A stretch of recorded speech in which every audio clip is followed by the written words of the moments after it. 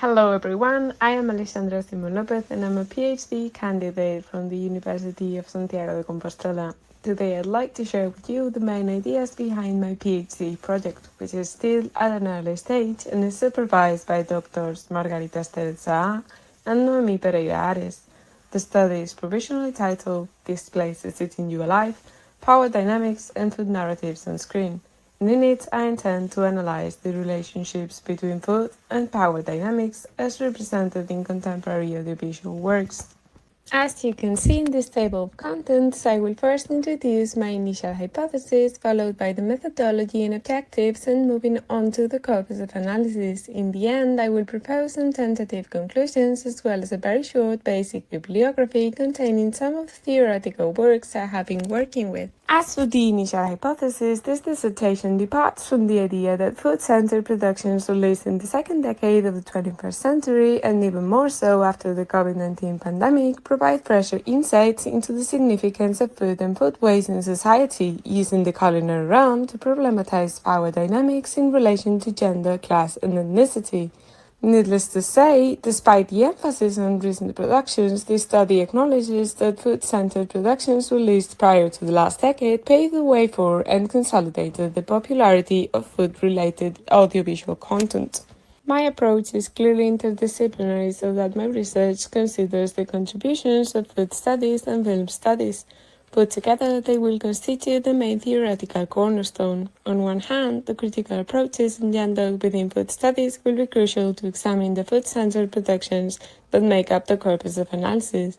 Film studies, on the other hand, will be used to articulate and critically examine the audiovisual nature of the analyzed text and put them into a historical perspective. In addition, the study will pull concepts and theories from other fields, such as gender studies or transculturalism, as well as disciplines such as sociology and anthropology. Important notions to consider will include, but will not be limited to, the concept of food waste, particularly as defined by Julie Parsons and Carol Cunningham, as well as the different forms of capital established by Pierre Bourdieu.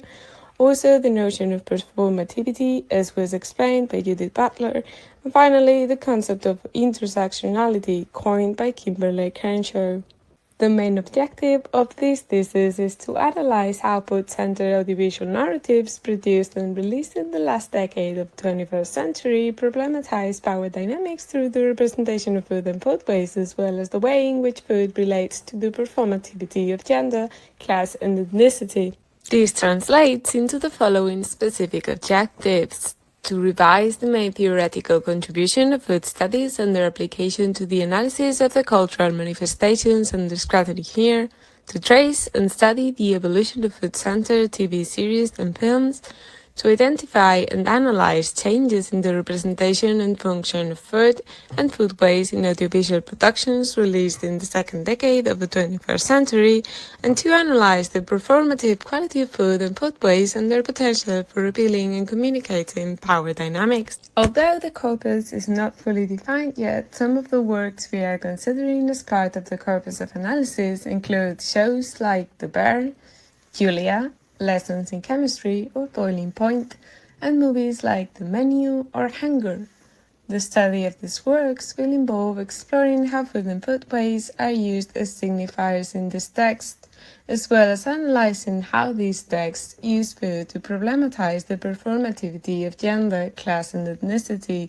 Finally, we will also be examining the power dynamics behind the production and consumption of food. Our tentative conclusions as of now revolve not around whether these narratives effectively problematize the power dynamics behind food and food waste, but more so about why and how they might do so. For what I've been able to gather so far, the potential of these new narratives lies in their decision to portray the professionalization of food and food waste, as well as the realities behind it. Because of this, they have allowed viewers to peek behind the table and into the actual kitchen, so to speak, exposing how intersections of gender, class, and ethnicity are played out in the culinary world. For example, we get to see the struggle of acquiring culinary capital, the opportunity to encode and understand deeper messages through culinary elements, the difficulties faced by women reaching positions of power in the still male-dominated culinary scene, the complications of negotiating mixed identities in relation to food, or how certain culinary traditions are commodified, and so on.